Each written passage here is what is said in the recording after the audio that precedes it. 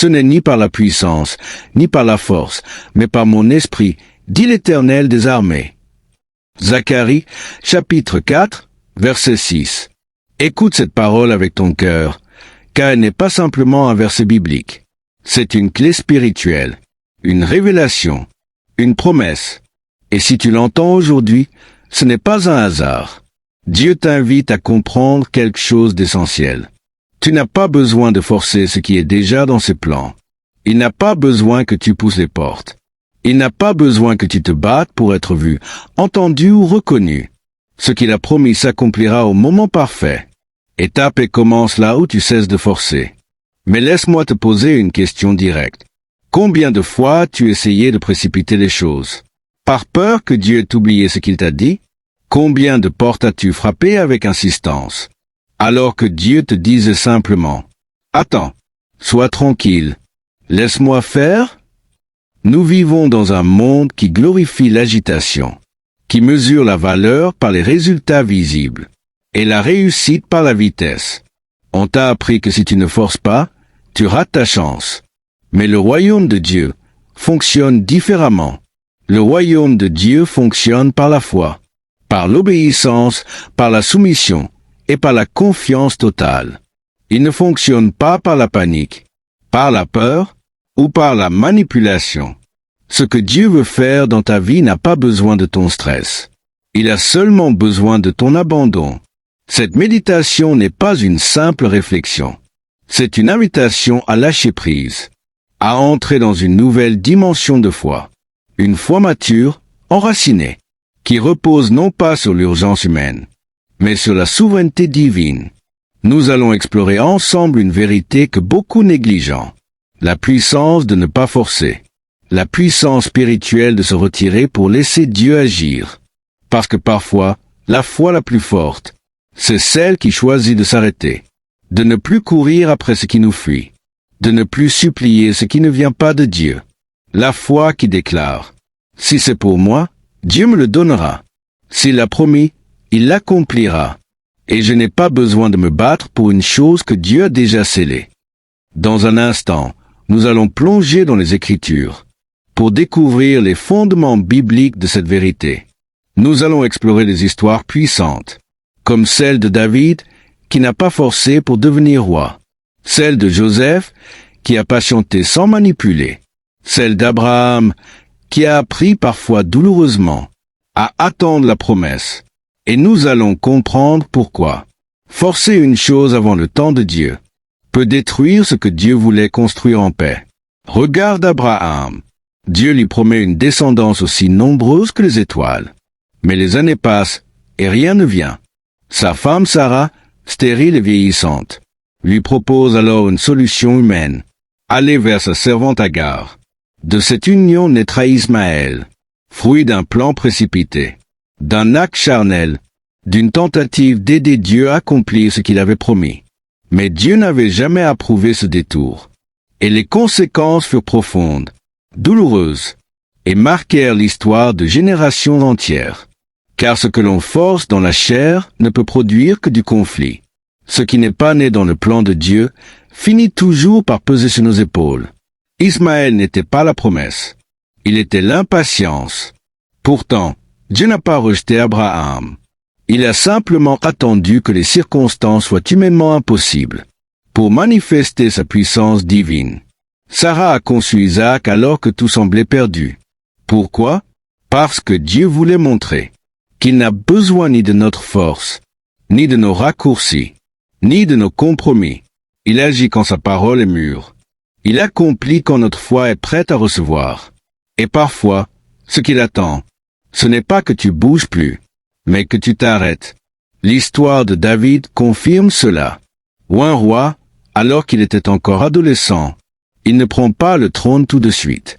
Il passe des années à fuir, à vivre dans des grottes, à servir un roi jaloux qui veut sa mort. Pourtant, David ne se venge pas. Il ne force pas les choses. Même lorsqu'il a Saul entre ses mains, il attend le temps de Dieu. Il choisit l'honneur plutôt que l'opportunisme, la foi plutôt que la précipitation. Il comprend que si Dieu a promis le trône, il n'a pas besoin de le prendre de force. c'est le trône qui viendra à lui. Et c'est exactement ce qui se produit. Dieu a élevé David au moment parfait, après l'avoir formé dans le secret. De la même manière, Joseph reçoit une promesse en songe. Il sera élevé, il gouvernera. Mais à peine reçoit-il cette vision, que sa vie semble s'effondrer. Trahi par ses frères, vendu comme esclave, faussement accusé, emprisonné injustement. Tout semble aller à l'opposé de la promesse. Mais en réalité, chaque étape douloureuse était une marche vers l'accomplissement. Et Joseph ne force rien. Il reste fidèle, humble, disponible. Il ne tente pas d'organiser sa sortie de prison. Il ne manipule personne pour sortir plus tôt. Et c'est dans ce silence, dans cette patience, que Dieu agit. En un seul jour, Joseph passe de prisonnier à gouverneur de toute l'Égypte. Non parce qu'il a forcé, mais parce qu'il a laissé Dieu orchestrer. Le silence de Dieu n'est pas absence. Il est souvent la preuve que Dieu travaille en profondeur. Jésus lui-même est l'exemple parfait de la soumission au temps du Père. À plusieurs reprises, lorsqu'on voulait le faire roi, il se retirait. Lorsqu'on voulait le forcer à agir, il disait « Mon heure n'est pas encore venue ». Même face à la croix, il n'a pas précipité l'échéance. Il a attendu le moment parfait. Il savait que chaque événement, chaque souffle, chaque action devait s'aligner avec le calendrier céleste. Et toi, es-tu capable d'attendre le moment de Dieu? Es-tu capable de ne pas forcer une relation, un travail, une opportunité, simplement parce que ça semble bon aux yeux des hommes? L'Esprit de Dieu agit dans la paix, pas dans la panique. Galates, chapitre 5, nous enseigne que la paix est un fruit de l'Esprit. Cela signifie que si ce que tu poursuis te fait perdre ta paix, alors ce n'est peut-être pas le plan de Dieu. Forcer une saison produit toujours du stress, de la confusion, de la fatigue. Mais suivre le rythme du ciel produit du repos. Même dans l'attente, Dieu veut que tu entres dans ce repos. Il veut que tu cesses de courir, que tu déposes ce qui pèse, que tu lui rendes les clés. Car ce n'est pas à toi de forcer ce que lui seul peut t'ouvrir. Quand tu comprends cela, ta manière de prier change. Tu ne demandes plus « Seigneur, ouvre cette porte ».